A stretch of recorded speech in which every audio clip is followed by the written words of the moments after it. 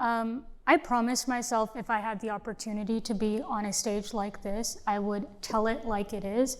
Please do. It's a requirement to be here. Yeah. A lot of people think getting involved in climate work is about carbon emissions and like reducing plastic straws and saving the turtles, but it's a far more complicated. Right now, over 70% of the emissions that are being released into our atmosphere come from 100 companies. Of those companies, a majority of them produce oil and gas. I became involved in the climate work not necessarily because I wanted to protect the environment, which I think is an absolutely necessary cause. I became involved because the fossil fuel industries have initiated wars in the country that I come from and killed, looted, and completely destroyed environments for the reasons of gaining control over vital resources like oil. So talk to me a little bit about COP26, okay?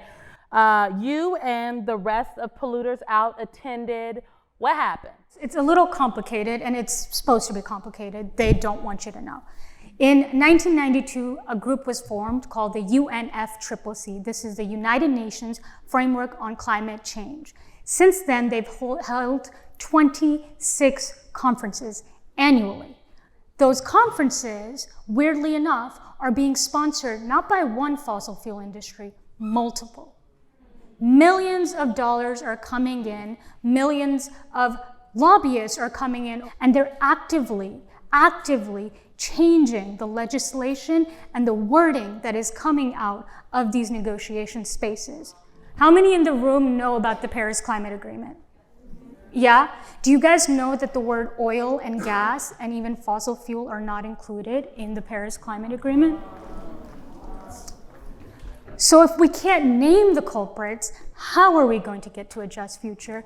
So talk to us about how other young people can get involved in the movement. Yeah, when I entered this space in New York, I looked around me and I was one of the only people who looked like me, if not the only person. And I say this because the climate crisis is not passive. The climate crisis is not a result of natural disasters, it's actually man-made. It is a result of capitalism, years of colonialism, years of racial oppression. And so if you want to get involved, the way that we save our planet is when we protect the most vulnerable communities among us. And this includes Black trans women. This includes Indigenous peoples. And this is why it includes children and young folk. Because when we protect them, then we can protect everybody else. Thank you. Y'all give it up for Ayisha. Thank you so much.